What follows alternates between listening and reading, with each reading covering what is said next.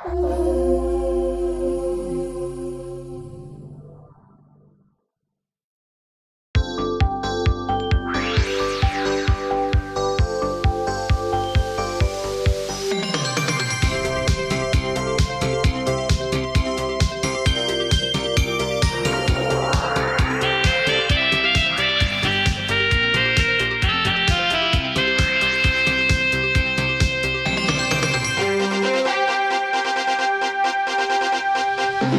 there, wake up. It's Means Morning News. Just after 11 a.m. on the East Coast, I'm the newsman, Sam Sachs. This is the Friday show. Everybody, give yourself a pat on the back if you made it this far. Not so fast, OJ.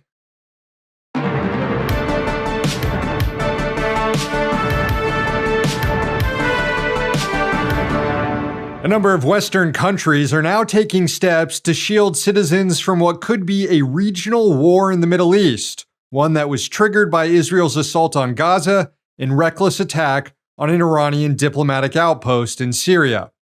The U.S. Embassy in Israel cautioned staff not to travel outside Jerusalem and Tel Aviv, fearing what could be an imminent military attack by Iran.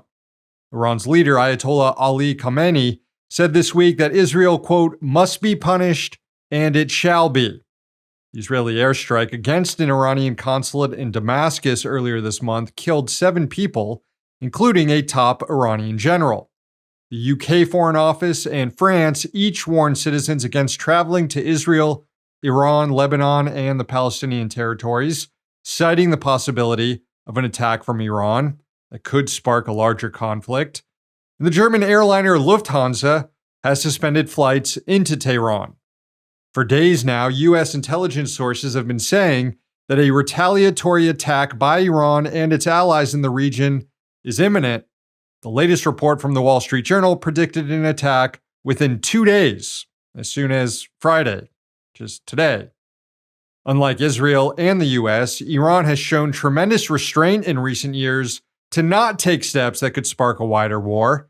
And that goes back to 2020, when the Trump administration assassinated Iranian figurehead General Qasem Soleimani, and Iran opted not to lay waste to U.S. military bases in the region.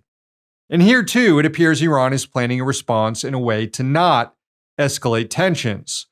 From Reuters, quote, Iran has signaled to Washington that it will respond to Israel's attack on its Syrian embassy in a way that aims to avoid major escalation, and it will not act hastily as Tehran presses demands, including a Gaza truce, Iranian sources said. Now, so far, concerns over an Iranian attack have not distracted Israel from carrying out its genocide in Gaza.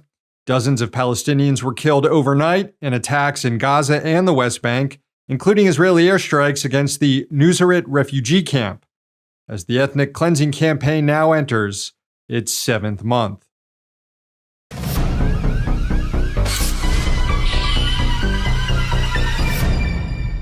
Hey, so it turns out relying on private banks to fund the transition away from fossil fuels and toward green energy, not a good strategy. That's according to new research from the European Central Bank, which examined climate pledges made by banks and investors at the UN Climate Summit in Glasgow in 2021. It was found that banks that signed on to the climate pledge actually did not reduce their investments in dirty energy any more than banks that didn't sign on to the pledge.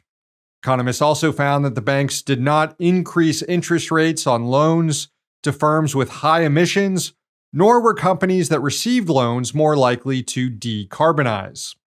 Reading from the report now, quote, our results cast doubt on the efficacy of voluntary climate commitments for reducing financed emissions, whether through divestment or engagement. More broadly, it suggests that voluntary private sector initiatives may have relatively little impact on decarbonization. Well, if voluntary initiatives won't work, then perhaps mandatory ones will. Time to wake up, climate Stalin. In related news, the CEO of Chevron just got a more than 12% pay raise last year. Mike Wirth made $26.5 million in compensation in 2023. And as Common Dreams noted, His compensation package was revealed after the hottest year on record, and one day after climate researchers announced that last month was the hottest March ever recorded, the 10th straight month in a row of record-breaking heat. This dude is out here making twice as much money per year as Victor Wembanyama, but he's not 7'4", can't make a block, and can't make a three-pointer.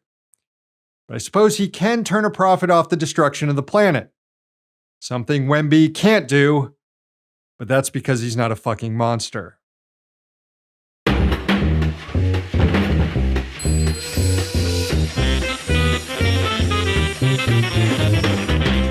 A stunning story published in The Lever this week about California Republican Congressman John Duarte.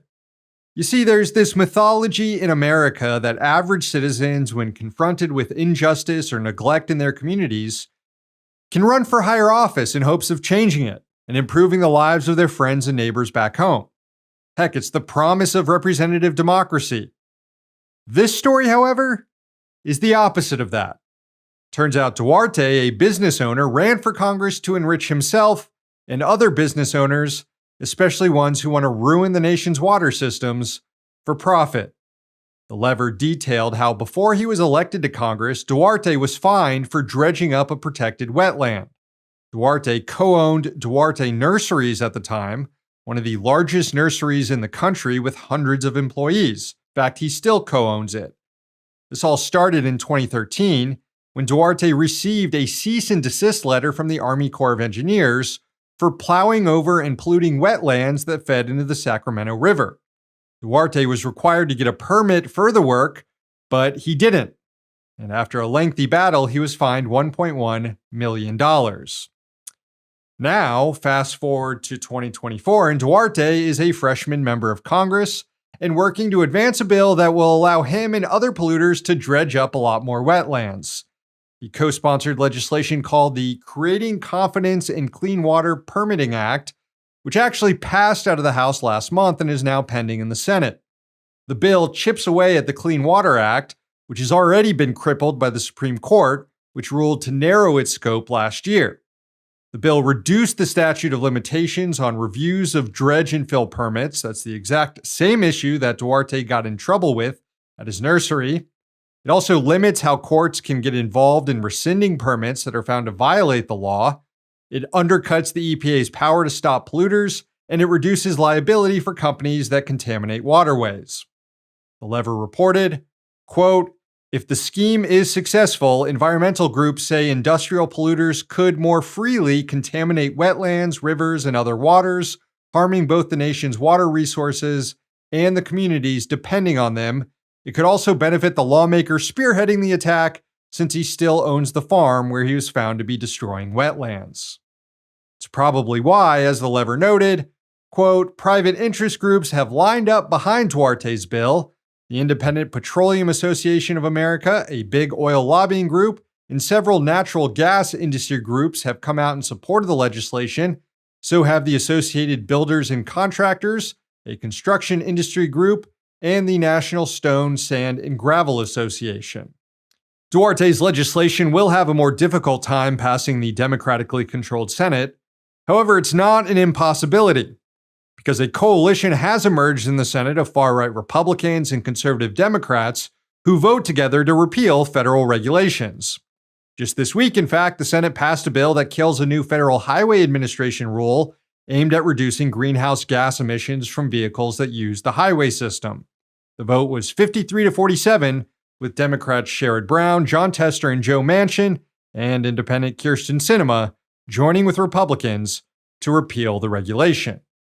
So Duarte might have the votes after all to pass his scummy bill. He went to Congress to join the war on special interests, but on the side of special interests.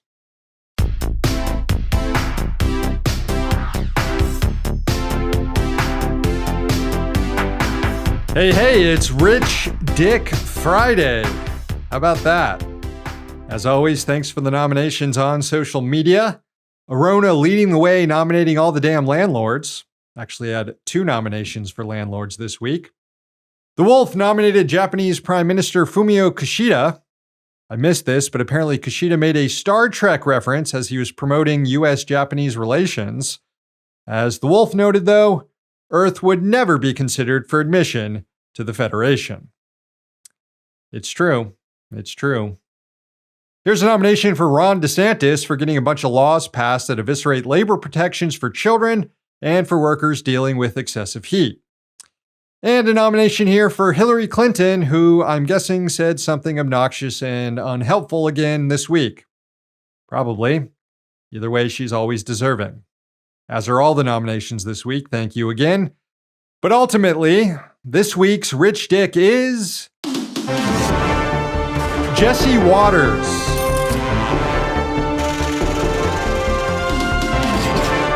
I can't get over what a prick this guy is. The Fox News talking head was on the Patrick Bet David podcast. Another prick, by the way. Waters was pitching his new book, Get It Together, but showed he himself doesn't have it together, at least when it comes to basic math. Here's Waters ranting about fast food workers making $20 an hour. The horror, I know. If you're making $20 an hour to work at a fast food restaurant, right? Is that 6 figures? 6 figures? Wait, you think someone who makes $20 an hour makes over $100,000 a year?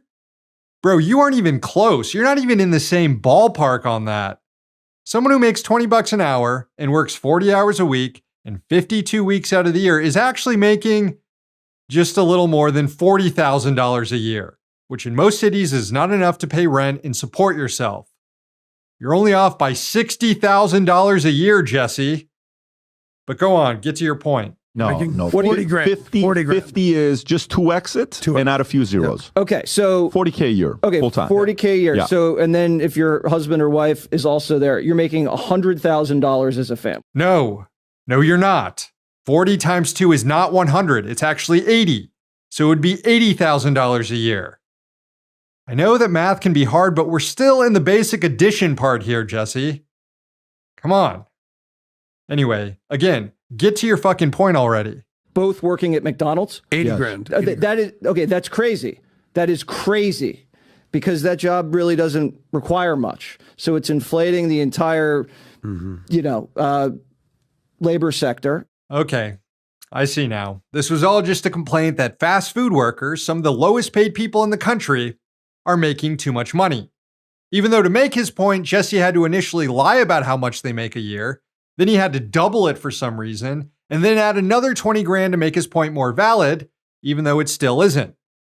He says it's crazy to make $20 an hour because the job doesn't really require much, but it actually requires a lot more work than whatever the hell Jesse does, which is spout off nonsense and rant about whatever outrage bait his producers at Fox News tell him to. He's not even unique at the network. He's a less charismatic and dumber version of the guy who sits next to him, Greg Gutfeld. Which is pretty bad because Gutfeld has the distinction of hosting the least funny late night show in the history of television. And he's still more charismatic than Jesse Waters. At least the folks who work at McDonald's are serving people food. All Jesse does is whine on TV, and Fox News pays him millions of dollars every year to do it. It's probably one of the easiest, most useless jobs in America, and I say that as someone who's in a similar line of work, but at least writes and edits my own shit. So how is Jesse not, quote, inflating the entire labor sector? Imagine being as wealthy as he is, and instead of just enjoying it, you're complaining that the people who are servicing you and making only a tiny fraction of what you make are actually overpaid. And on top of it, most fast food workers aren't even making $20 an hour. If you go to the right-wing paradises of Florida and West Virginia, fast food workers actually make less than $30,000 a year on average, according to ZipRecruiter. Is that better for you, Jesse? Personally, I think it'd be good if people who make and serve food don't feel totally immiserated, if they can afford a place to live, to eat enough food, to clothe themselves. But Jesse would rather collect his food from someone who is desperate and poor, I guess, because then he can go on TV later and rant about how the people who serve him are also homeless scourges on society. No bigger scumbag in the business than that man. Jesse Waters. He's this week's Rich Dick.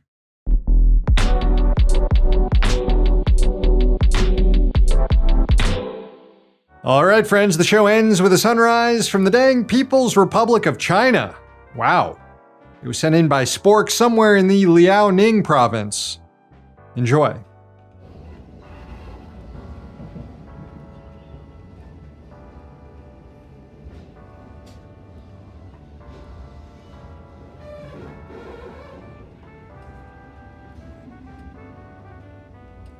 Thank you, Spork. Show's over. Thanks for watching, and thanks to the team behind the scenes.